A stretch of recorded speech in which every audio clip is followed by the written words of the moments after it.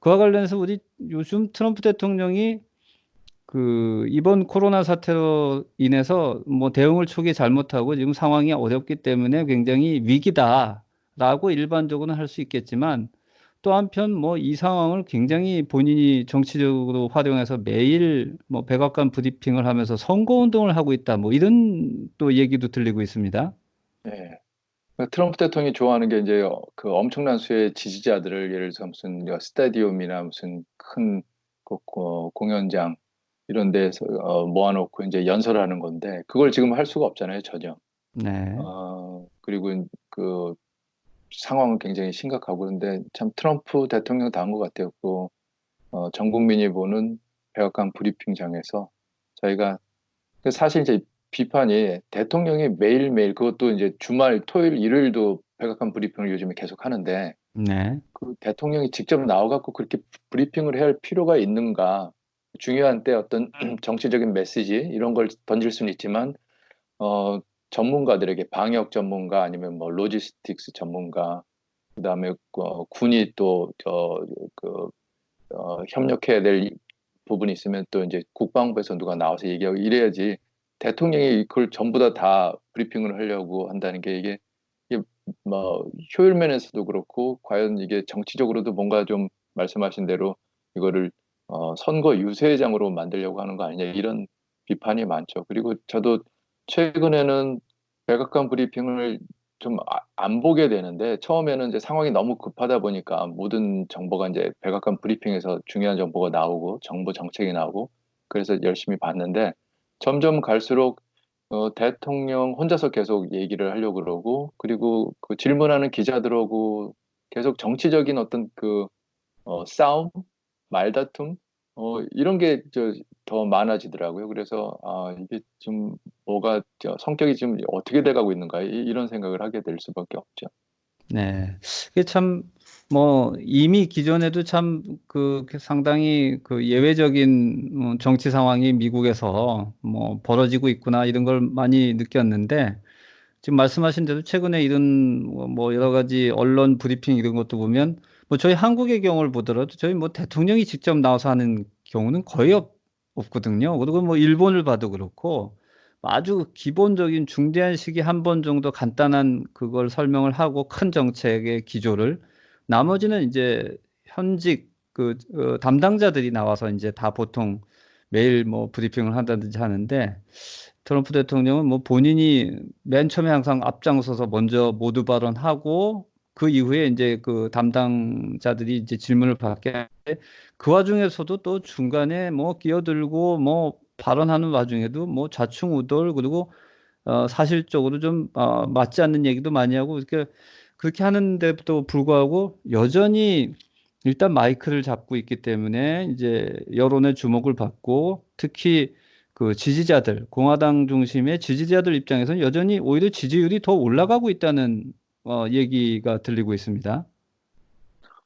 네, 그러니까 이제 이, 그렇게 엄청나게 비판을 받는데도 지지율이 왜 올라가는가? 뭐 이제 거기에 대해서는 국가적인 위기 상황에서는 뭐 대통령을 좋아하든 싫어하든 다들 사람들이 이제 대통령 뒤에 줄을 서서 어떻게든 대통령이 일을 잘했으면 좋겠다. 빨리 이 네. 위기를 음. 극복했으면 좋겠다. 이런 마음이 강하기 때문에 그래 그 효과가 있다고들 보고 있는 것 같고요. 음. 최근 여론조사에서는 그 트럼프 대통령 지지율이 뭐 살짝 좀 떨어졌다는 그런 얘기도 나오고 있어요. 이제 사망자 수가 워낙 가파르게 올라가고 확진자 수도 올라가다 보니까 네. 그리고 이제 실제로 경제적으로 매일매일 어떻게 살아야 될지 막 앞이 안 보이는 사람들이 이제 많아지지 않습니까? 네. 그러다 보니까 이게 이 사태가 굉장히 장기화되고 그리고 어 그다음에 뭐 영어로는 flatten the curve라고 그러는데 이 확진자 수 이 급증세를 뭔가 이렇게 딱 저, 어, 뭔가 평평하게 만든다는 거죠. 그 네. 곡선을. 그래서 좀 진정세가 이루어지더라도 다시 정상적인 예전에 코로나 바이러스 사태 이전에 평소대로 살 수 있으려면 한참 더 시간이 걸릴 것이다. 이런 얘기가 나오니까 네, 점점 사람들이 이제 피로감이 더해지고, 그리고 당장 경제적으로도 곤란한 상황이 이어진다면은, 글쎄요, 트럼프 대통령 지금같이 그런 지지율을 이어가기는 좀 힘들지 않을까. 그래서 지금 바이든 후보 이제 뭐 거의 실질적인 이제 민주당 후보가 됐는데, 바이든 입장에서도 이게 좋은 것도 있고 나쁜 것도 있는 것 같아요. 그러니까 본인이 뭘 네, 잘해서라기보다는 이 사태로 트럼프가 사방에서 공격을 받고 있는데, 문제는 모든 이슈가 지금 코로나 바이러스로 그냥 집중이 돼갖고 다른 이슈에 대해서는 사람들이 별로 관심이 없지 않습니까? 네, 예, 그래서 본인이 또 뭘 어떻게 그 어젠다를 움직이고 뭐 할 수 있는 여지도 사실은 그렇게 많지가 않아요. 오히려 바이든은 무슨 비판을 받냐면, 이 중대한 시국에 자기 집에 앉아갖고 왜 아무것도 안 하느냐.